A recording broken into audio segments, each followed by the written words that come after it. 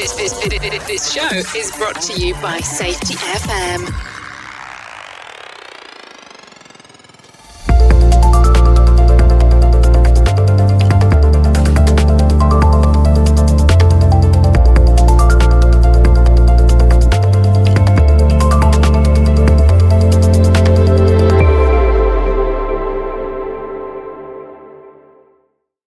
Hi listeners, this is Brent Sutton. Welcome to the 58th episode of the Practice of Learning Teams podcast show. Today I conclude the conversation with the three authors, Tony, Ron and Jim, on their new book, Critical Steps, Managing What Must Go Right in High-Risk Operations, published by CRC Press and due for release on November 17th and available on Amazon in hardback, paperback and Kindle versions. The theme of the book reflects the title.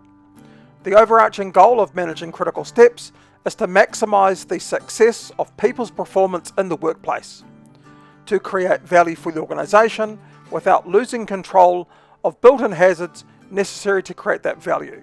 This book is great. It is so pleasing to see more bodies of work in the new view of safety that are focused on the how and the when rather than the what and the why. Please sit back and enjoy this conversation on critical steps with Tony, Ron, and Jim. You know, the idea of measures and metrics, I was reviewing our book and I would do a word search of this, that, and the other. And I don't know, I came to this and I offered it up to these gentlemen on one of our sections of how to weave this in. And I spent my last 8 years at the National Lab, Idaho National Lab, as a research scientist in human factors. And measures and metrics are important, and measuring things is important, but how do you act on those things?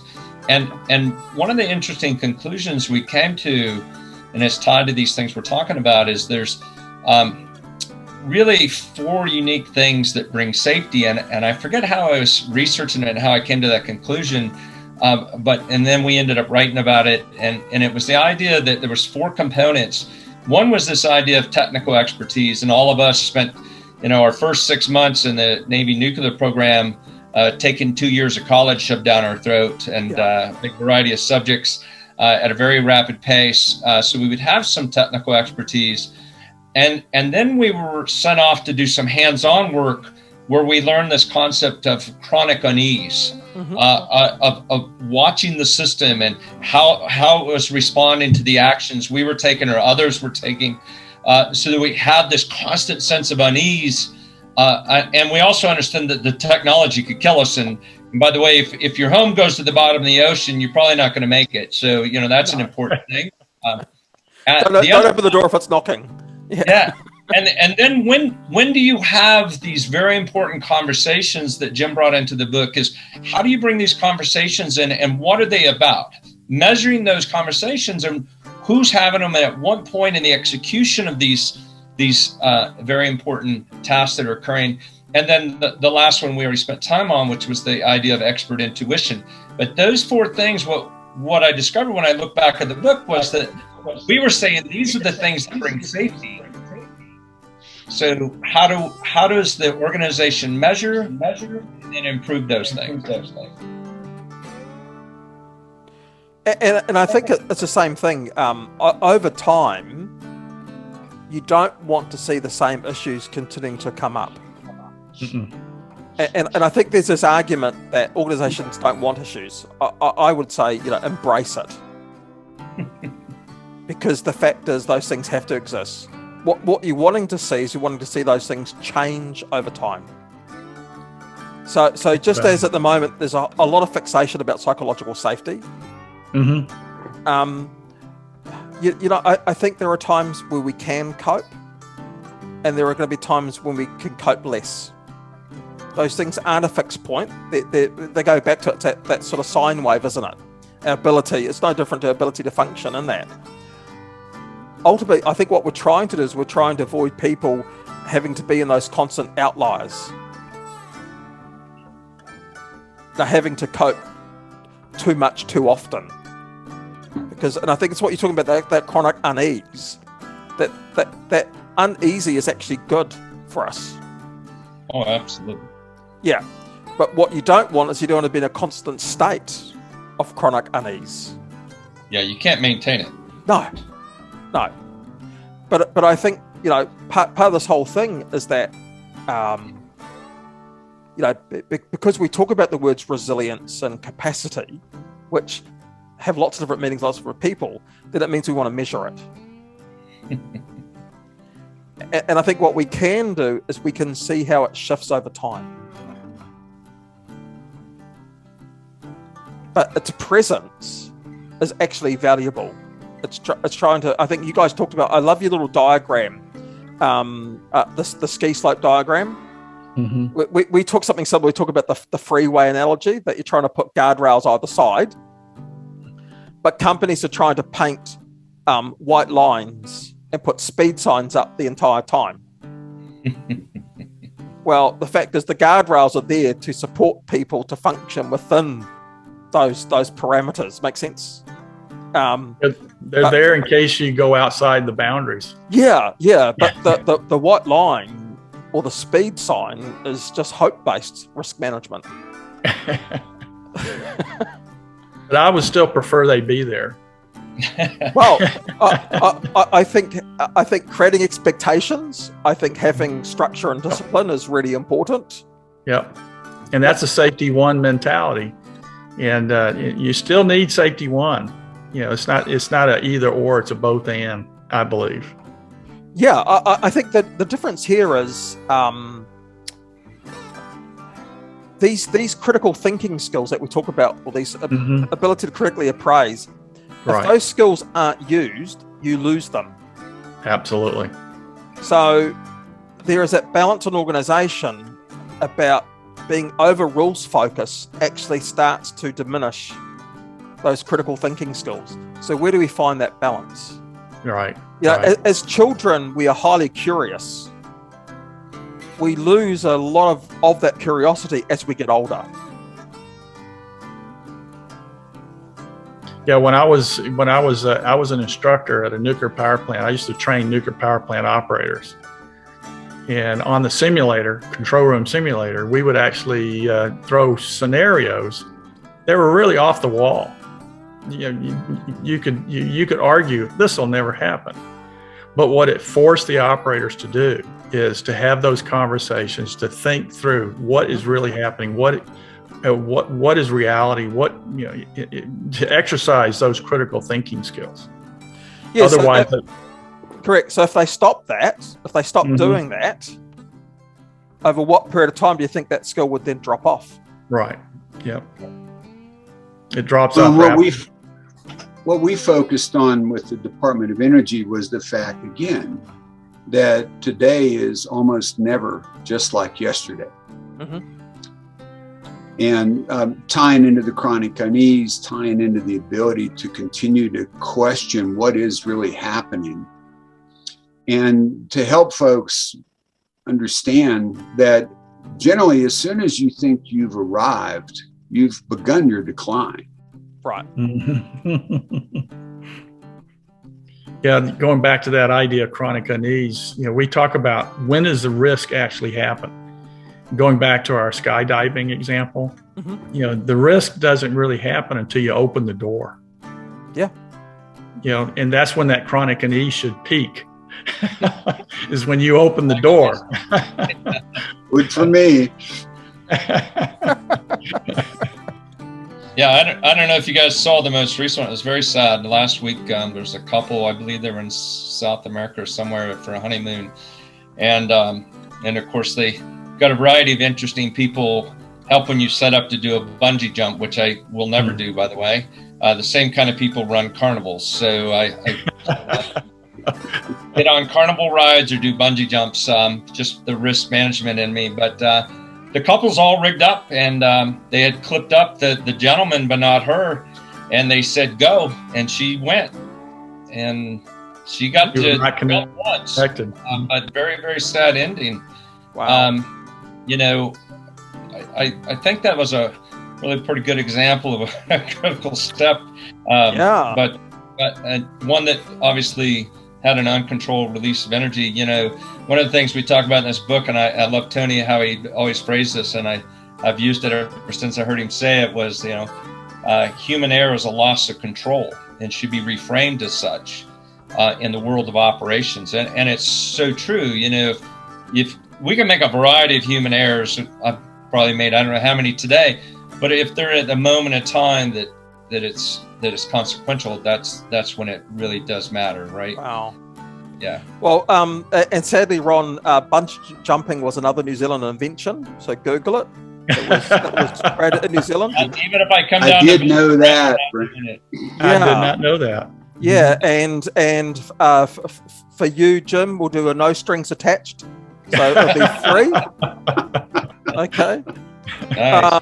But once again, you never see me jump off any good structure with a little rubber band attached to my feet.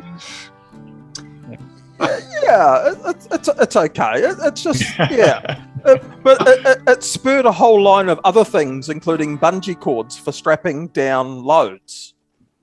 Sure. So it spurred a whole lot of other industries as a result. But the irony was, it is people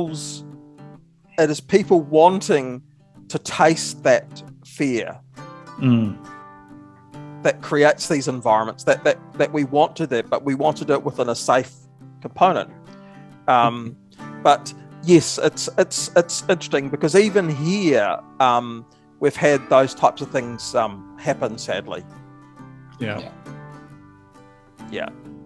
And in our case, when you come down, Tony, they've got one down by one of the Lord of the Rings sets, but and you actually put your head into the water at the end, so the bungee takes you down and you just touch Really? Yes. Yep. That's too terrifying. Water, Tony. That's too terrifying. The guy that's doing the calculation to determine the load and the right bungee setting, I'm just not. He better have they just say the water's so many feet deep, and they've got some capacity, and you only be under for less than a second. And if you bite quickly, you might get a trout. Might catch a trout on the way out. That's it. There are no alligators in New Zealand, right? No, we don't have anything. We don't have any poisonous stuff that will kill you. Okay, so we're really good. That's Australia. Everything Australia will kill you. Okay. Yeah, from the locals down. Okay. We just have lots of natural things that will kill you.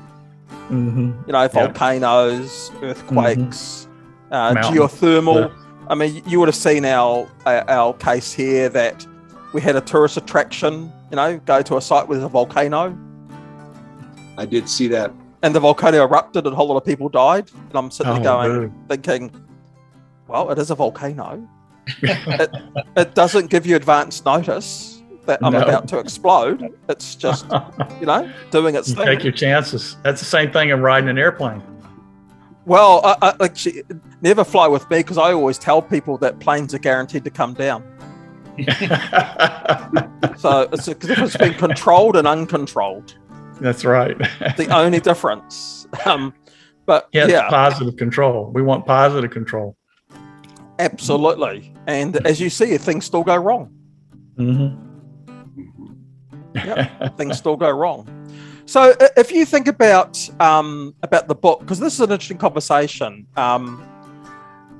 Todd always said to me, you got to write, when you write a book, you got to write 3 in a row.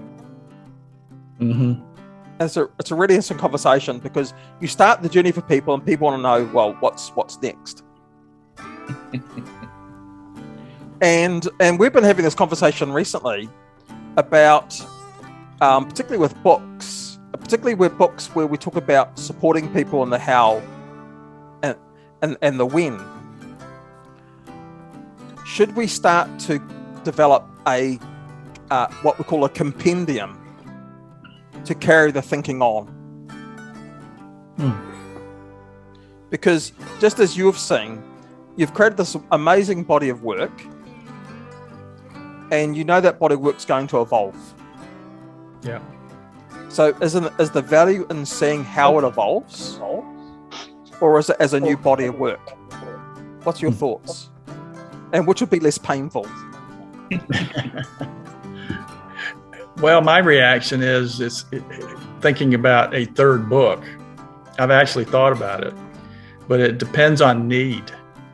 You know, what's the need in the industry? What's the need in operations? And that's where I'm going to go back to. And so, you know, to me, the need is at the manager level. You know, what do managers need to better manage the risk, the uncertainty of human performance in high risk operations? And I'm starting to look at systems thinking. Mm-hmm. How do managers think in systems and to be useful and not to be so theoretical? I was on one website on systems thinking, and they said, okay, what is this?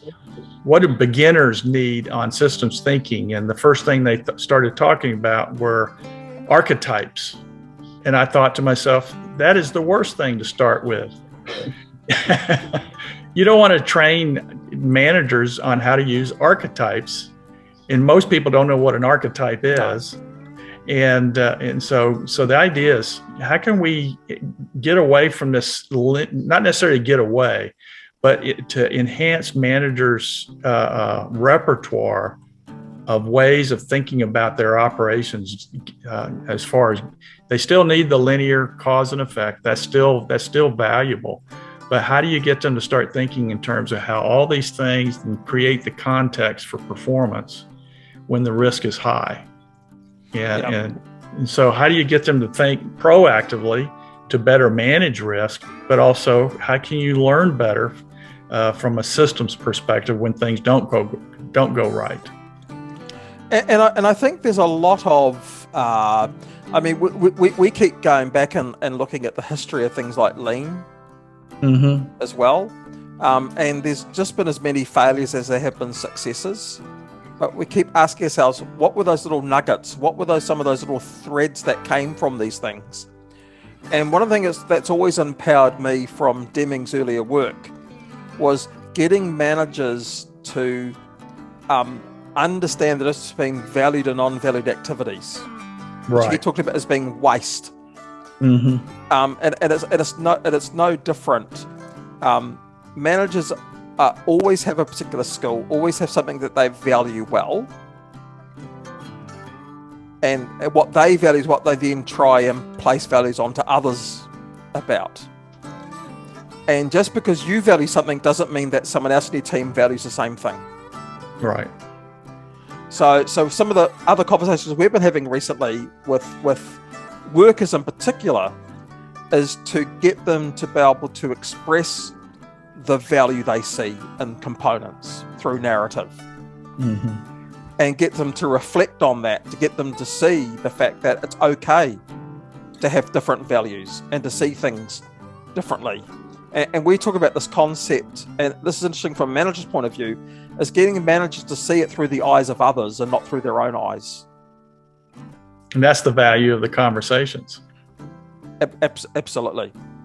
But to have that conversation, that requires a little bit of skill. Mm-hmm. But that skill, and what we're experimenting with at the moment, is can that system actually build that skill without training being involved? I would say the answer is yes, keep at it. Yeah. And we think, going back to one of your comments, Ron, is linking that frequency of skill building with coaching and mentoring. Mm-hmm. That reflective practice. Mm-hmm. Because if someone can't look back to see how they've progressed over time, why would they bother try and move forward? Very true. Because we're always in the present, aren't we? All our society these days we're a consumer society. It's all about the present, and I think we've actually lost the knack of reflecting. That's the concept of really doing a good post-work review or post-job review. Reflect what went well, what didn't go so well, what did we intend to do, what did we actually do, and let's think, why did we do it the way we did it? Yeah, we read in the book that systems thinking is actually explaining the difference between the work as imagined and the work as performed. Mm-hmm. And that's an important piece, right? Is with that system thinking in the post-work review, there's that opportunity to step back, reflect, and take on what Tony just explained. And that type of system thinking isn't necessarily a linear thought pattern, right? There's a mix of things going on in there to explain why the workers took those actions. And quite often, the work as done could become the work as imagined because it was a more efficient, a safer way to do it, a better way of doing it. And what I try to explain to supervisors and managers is because your folks aren't doing it as you imagine doesn't mean they're doing it wrong. No, in fact, absolutely. Very likely doing it right, and you've got it written wrong, and you need to update your system to reflect it. But I think it's the manager's desire to see data to support that is what they don't see at the moment. Right. Well, and it's hard to measure things that are always changing. They just like some static conditions. Well, and I think that's why this notion of using keywords and narrative and sentiment can be a way of actually seeing it, making it more visible. Right. That's why I think what you're doing is going to be very valuable. Well, we're just trying it out, and we've been trying it out in reasonably large scale numbers, but we've been trying out both in what we call high risk industries and lower risk industries. And the language we use is organizations where it's dynamic risk versus organizations where it's static risk. So for me, routine work, say like in a manufacturing environment, it's the risk is very static. Whereas say construction sector, forestry, very dynamic. Yeah. And you want that daily reflective practice in dynamic risk because of that frequency. All those things are important. You couldn't do that in a static environment. It'd be too much for people to do that. But what we're seeing, I think this is the most fascinating part, is that workers can see their own progression over time.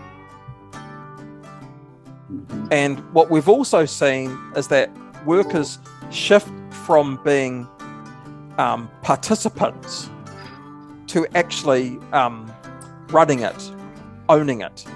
So this huge sense of ownership comes in.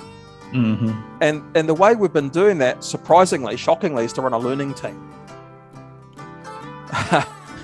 with the workers, so they actually end up doing it themselves. And what's been really interesting is that they have built these facilitative skills by themselves over time through actually just being curious. No training was involved.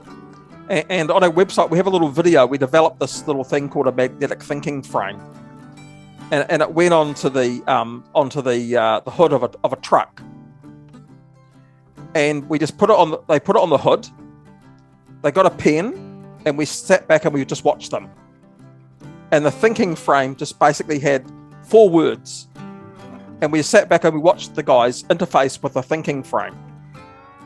Interesting. And what was interesting, and we did it as a quadrant, which forced logic flow, if that makes sense, forced them.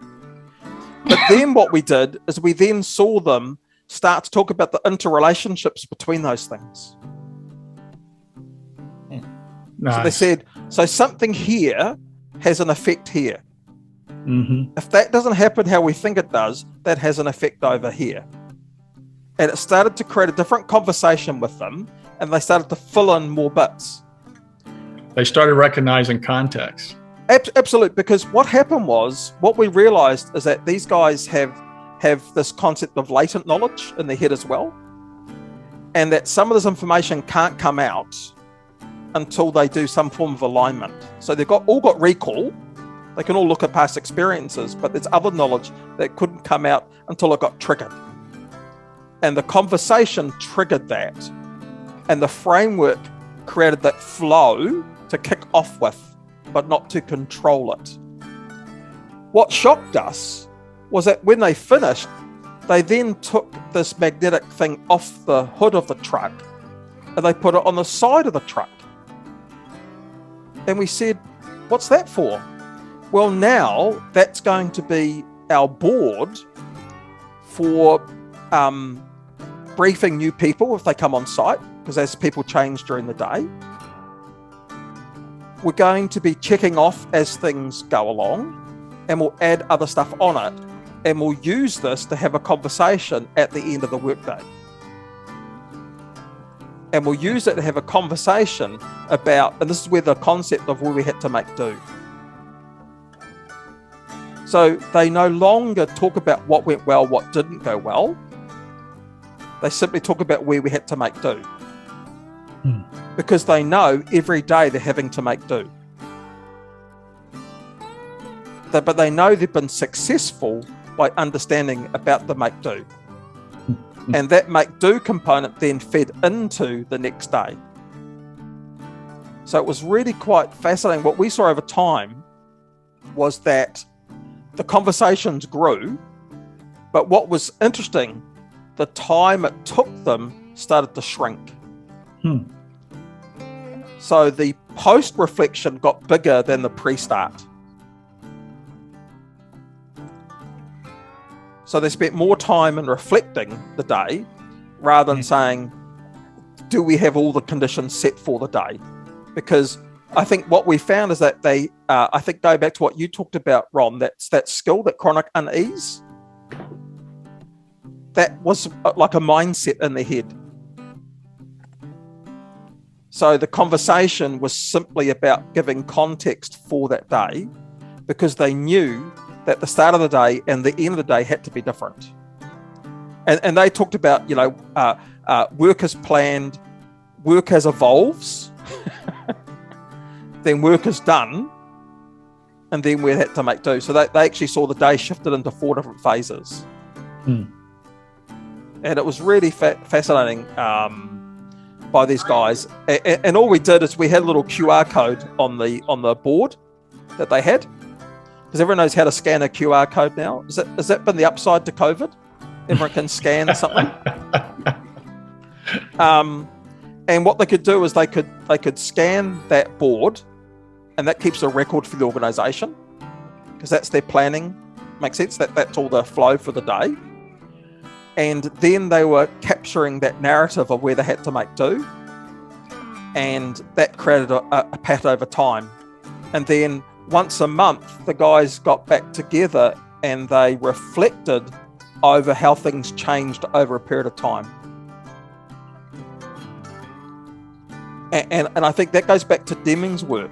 He basically says that you have to reflect back to know how to actually improve going forward. Because those improvements that the team's making, they are all micro changes. And I'd probably say, Ron, there's no thinking in that process. It's a doing action. They're not consciously thinking about that was an improvement. I would agree. Yeah, we call it a micro change. But those micro changes build up to a macro change over time. So how do the guys now actually sit back and reflect over those things that have built up, which is what Deming talked about. Deming said that, you could take 8 production lines and each team can have their own way of doing it. That's because they all think and work as a team, and they improve as a team together. And the job of the organisation is to be curious when there are no changes. So have you heard that thing, embrace the red and fear the green? Yes. Yeah. Mm-hmm. So Todd talks about what's happening when nothing's happening. Deming said if there are no issues coming through, that's a bad sign. if people aren't stopping the production line, that is a bad sign. That you have to see those changes constantly happening. If that because they're saying, because that tells us that people are actually in that frame of managing risk, and they've taken ownership. And going to the Gimba is that notion of management being curious and understanding why people are successful. You ought to think about in your work, you ought to think about Rasmussen's safety space. Oh, love his work. So people could be operating within that safety space. You could take those 7 or 8 different teams and they could be operating in different places in that safety space, doing the work differently, but still safe, still productive. Safe. Absolutely. So closing up, what's next, gentlemen? What is next? What's going to happen next? So you have the book tour. We're in the process of figuring that out. We just got in fact, just today we got an email from Taylor and Francis prompting us to think about how we want to market the book. And this is part of the plan, is these podcasts. And so that's definitely, but Ron and Jim and I have to get together and say, okay, how do we want to get the word out on this book? And so that's one of the next steps. But right now, CRC Press has given us a November 22nd date, November the 22nd of 2021 as the actual delivery date or publishing date. So that's where we are right now. Fantastic. And look, I mean, once again, any body of work that explores the how and the when, we are always keen to support. Yeah, and we're just about to release our book in hardcover because Amazon's doing hardcover now. So, because there are some people out there that like that, and I was actually thinking of an episode of Seinfeld, Kramer. Do we do the hardcover book with the coffee table legs that come out? So if you don't like it as a book later on, you can turn it into a little place to put your coffee cup. There you go. Yeah. And of course, I was saying to Tony earlier, our book got published in Portuguese a couple of months ago. What a deal. Yeah, which was great with Hugo Ribeiro and his crew over in Brazil. The new view of safety is becoming very, very popular. Yeah. I guess going back to my previous book, Risk-Based Thinking, an aviation company, an aviation or aircraft manufacturing company made the book the book of the year for the company. So everybody's getting a copy of the book, and they asked me if it could be translated into Japanese. So I said, that's up to you guys. Exactly. All right. Well, look, thank you all for joining us today. It's wonderful. I really hope it goes well for you. And thank you, Brent. We'd love to connect back up with you at a certain time as well to see how it's tracking and the type of feedback that you had. But no, I've really enjoyed it, and I think the book will do really, really well. And the type of stuff that you're putting forward is really needed right now. Thank you, Brent. So thank you for all your pain and suffering and book writing. And it was rewarding. And your dedication to your partners and your spouses, I think that was also well deserved, because everyone goes through that process. Yeah, they have to live with us. Yeah. And during a pandemic. That's true. Yeah. It was a good way to spend a pandemic. Yeah. Look, it was good. You could say it was for your mental health. Could be. Yeah. A lot of truth. Thanks for inviting us, Brent. No, look, thank you. Everyone, take care.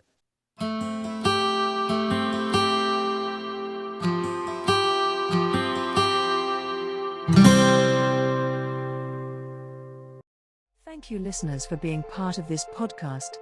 We would love to hear your learnings or other topics you would like us to explore about learning teams. Go to www.podcastlearnings.com and give us your feedback. Become part of the community of practice with learning teams. Go to www.learningteamscommunity.com. Support the authors of the practice of learning teams, Purchase the book from Amazon.com or go to www.learningteamsbook.com for an inside look and other free book resources from the authors. The views and opinions expressed on this podcast are those of the host and its guest and do not necessarily reflect the official policy or position of the company. Examples of analysis discussed within this podcast are only examples. They should not be utilized in the real world as the only solution available, as they are based only on very limited and dated open source information. Assumptions made within this analysis are not reflective of the position of the company. No part of this podcast may be reproduced, stored in a retrieval system, or transmitted in any form or by any means, mechanical, electronic, recording, or otherwise, without prior written permission of the creator of the podcast, Jay Allen.